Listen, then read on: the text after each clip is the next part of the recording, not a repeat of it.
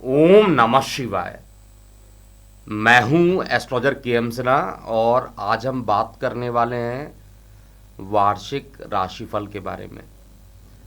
लगन है वृषभ और हम बात करेंगे 2024 वृषभ लग्न वाले जातकों पर कैसा प्रभाव पड़ेगा।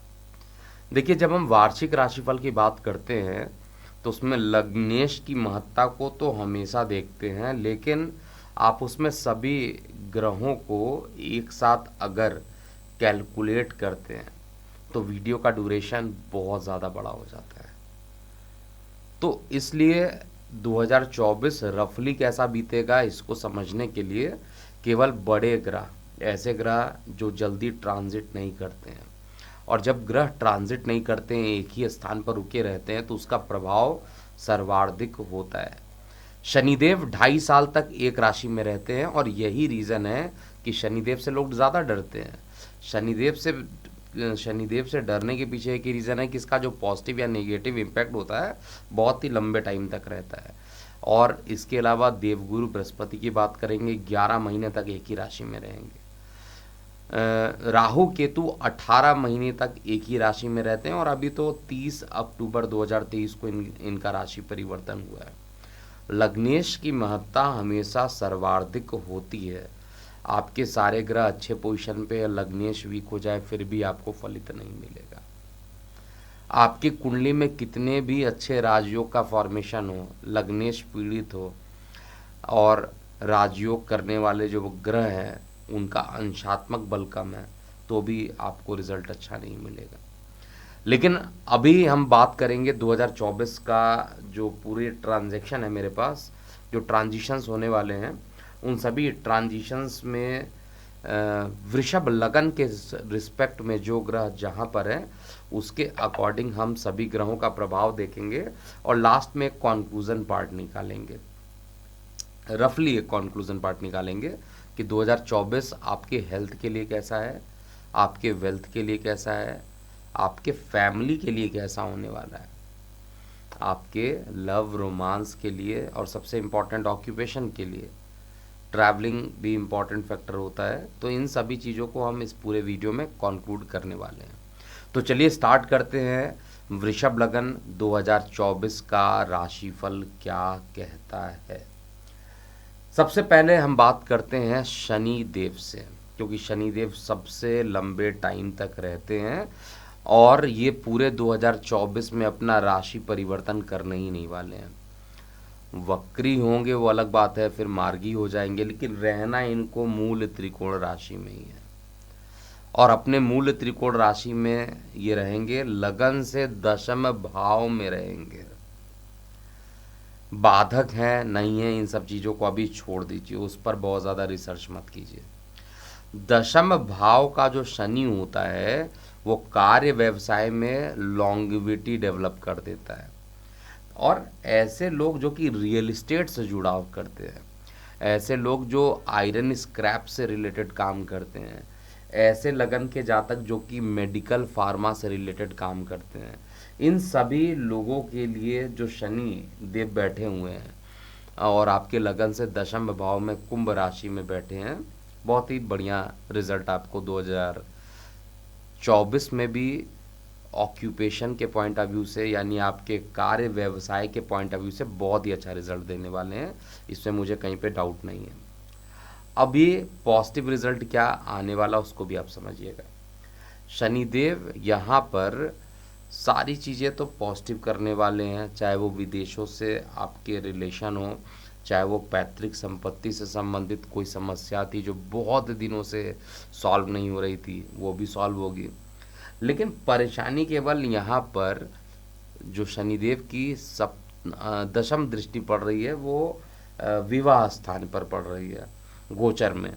अगर आपकी कुंडली में शुक्र बहुत मजबूत है, आपकी कुंडली में सप्तमेश जो है, ये सप्तमेश का जो कारक है वो शुक्र बहुत ज़्यादा स्ट्रांग पोजीशन पर है, तो विवाह होने की संभावना हो सकती है। लेकिन गोचर की बात हम लोग केवल कर रहे हैं। शनिदेव दशम दृष्टि से का आपके जो विवाह वाले पोर्शन है उसको देखेगा तो विवाह में अभी और विलंब कराने की कोशिश करेगा। लेकिन इसके अलावा शनिदेव जो है अपने ही पिता सूर्य की राशि को भी देखेंगे। और सिंह में मैंने सामान्यतः अनुभव किया है कि शनिदेव खराब रिजल्ट नहीं देते हैं। भले ही पिता से उनके 36 के आंकड़े हैं, लेकिन पिता की राशि को ये देखेंगे, और पिता की राशि को देखने के बाद भूमि, वाहन, मकान से संबंधित कोई भी काम आप करना चाहते हैं, थोड़ा विलंब होगा, थोड़ी कठिनाइयाँ आएंगी, लेकिन अगर आप करना चाहते हैं तो ये साल आपके लिए परफेक्ट होने वाला है, यदि आपका लगन वृषभ लगन बनता है।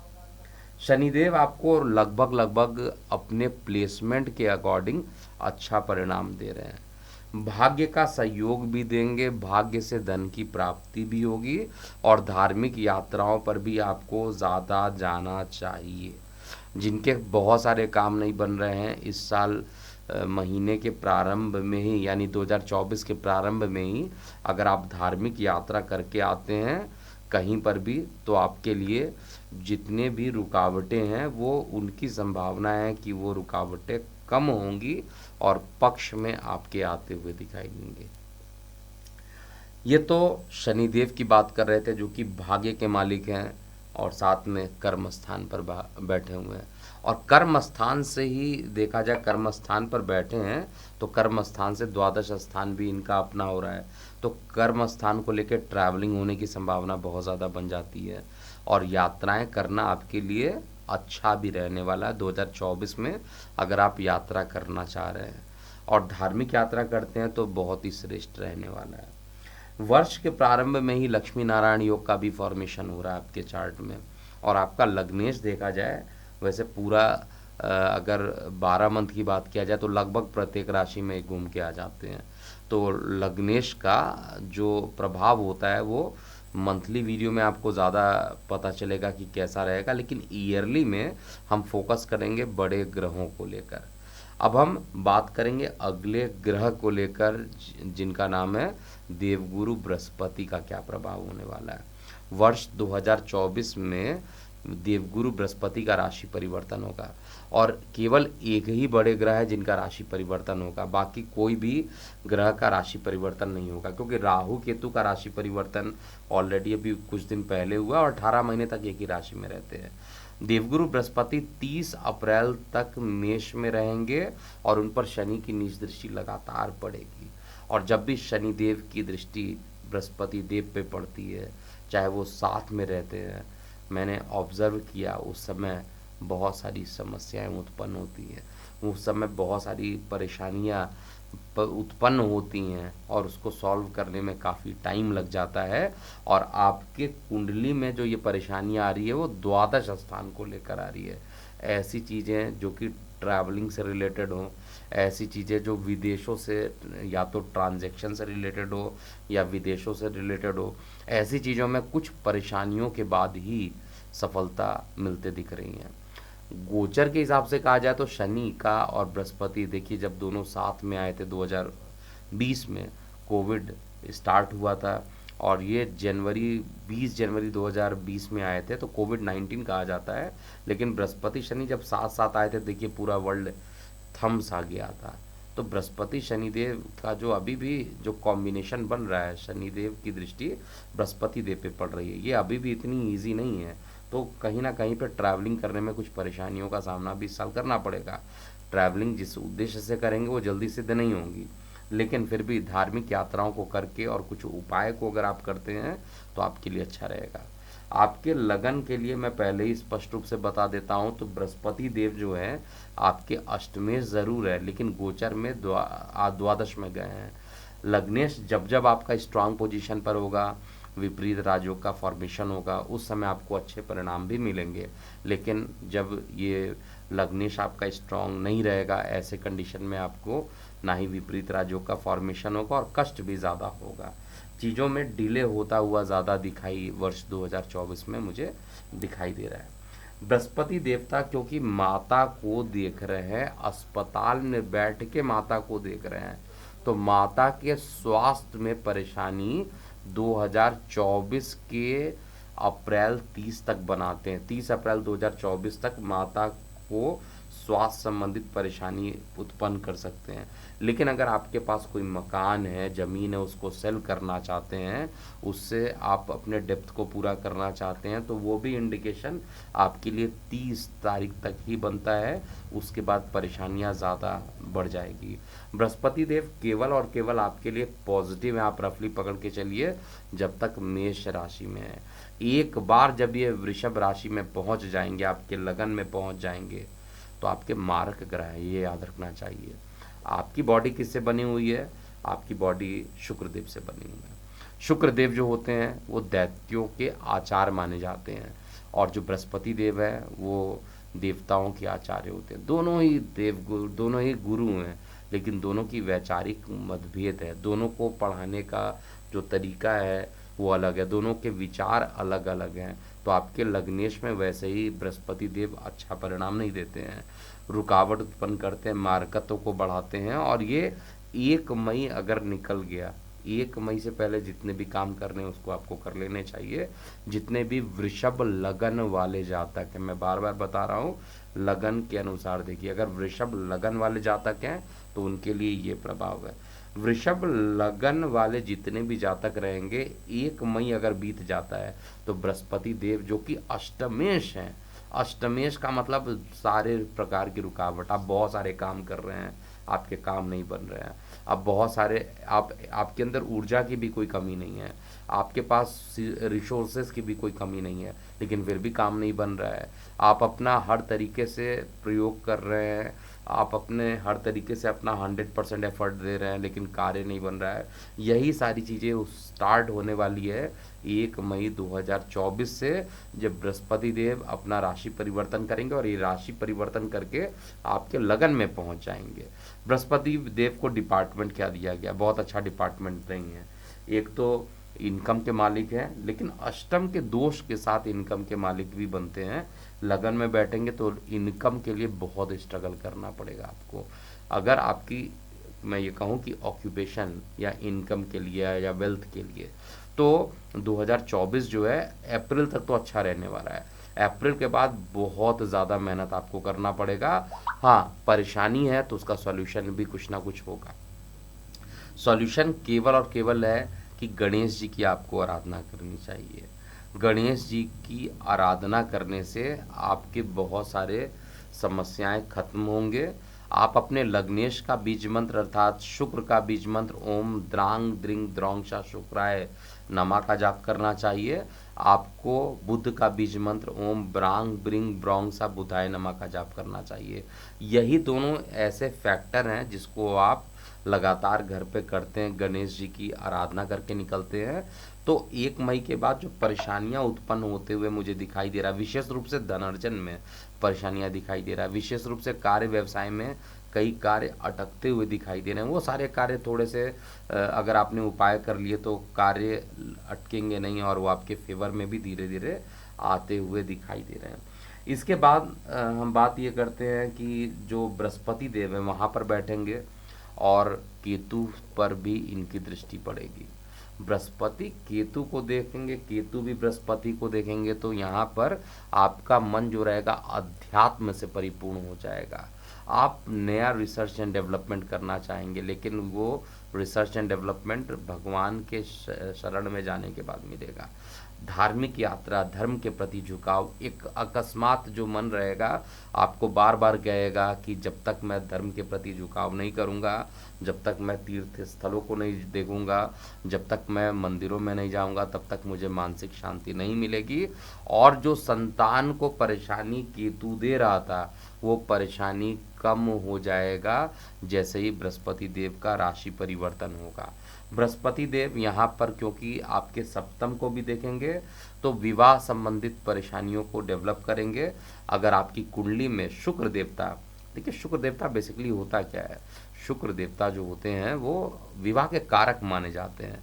अब आप खुद सोचिए कि जो ज्ञान के देवता है उनका 7th हाउस पे दृष्टि का क्या मतलब होता है? 7वां घर तो विवाह का होता है, काम वासना का होता है।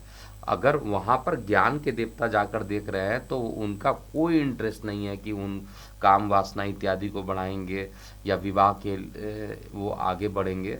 वहाँ पर अगर शुक्र की दृष्टि पड़ती है, अगर शुक्र आपकी कुंडली में बहुत अच्छा है और आपकी कुंडली में शुक्र की दशा अंतर्दशा चल रही है, तो ऐसे कंडीशन में इस लग्न के होने के बाद भी बृहस्पति देव का उतना नकारात्मक प्रभाव जो है वो नहीं दिखाई देगा। किसके पॉइंट ऑफ व्यू से मैं कह रहा हूँ? सप्तम भाव यानी आपके मैरिज के पॉइंट ऑफ व्यू से।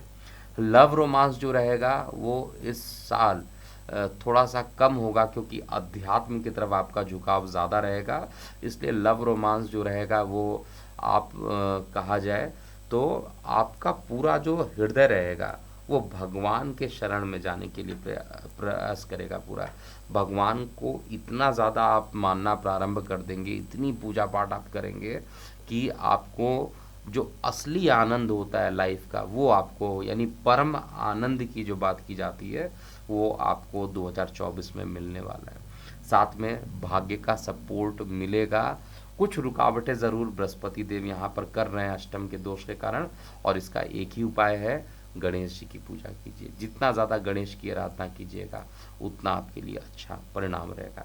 इसके बाद हम बात करते हैं राहु और केतु के बारे में, क्योंकि राहु केतु का भी प्रभाव बहुत लंबे टाइम तक रहता है। देखिए राहु जो है एक तो इनकम में जाकर बैठा हुआ है। इनकम का राहु जो है सडन एकदम गेन देता है, और वो अगर रफली कहा जाए तो 2 नंबर के पैसे जो है राहु देता है इनकम में।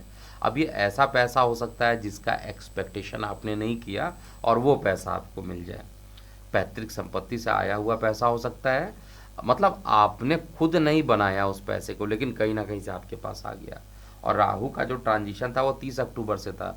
बहुत सारे लोगों को राहु ने धन भी दिया होगा। तो राहु का इस जगह पर उपस्थित होना धन के लिए बहुत अच्छा है, नेम फेम के लिए भी बहुत अच्छा है। मतलब रिश्तेदार मित्र सब इस समय आपके सहायक रहेंगे 2024 में भी, और काफ़ी मेहनत भी आप करेंगे और नाम भी कमाएंगे, और धन को भी आप पूरा अच्छे से संचित कर पाइएगा, यानी धन का जो संचरण है वो भी बहुत अच्छे से आप कर पाइएगा।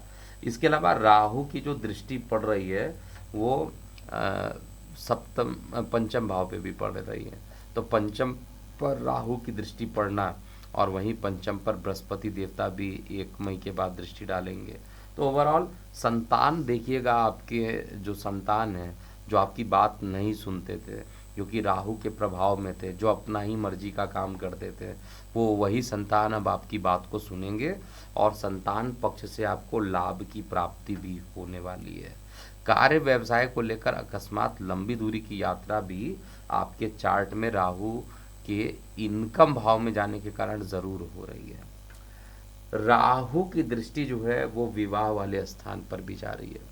देखिए राहु का एक अपना स्टाइल होता है। राहु क्या करता है, जहाँ पर बैठा हुआ है, जिस जगह पर बैठा हुआ है, उससे संबंधित रिजल्ट को चाहता है कि कितना जल्दी मैं लेकर आ जाऊं, कितना जल्दी ले जाऊं। मतलब एक कहावत है, कल मतलब बहुत दिन बाद का जो काम होता है उसको आज ही कर लेने वाली जो टेंडेंसी होती है, उसको लोग करने के लिए बहुत ज़्यादा अग्रसर हो जाता है।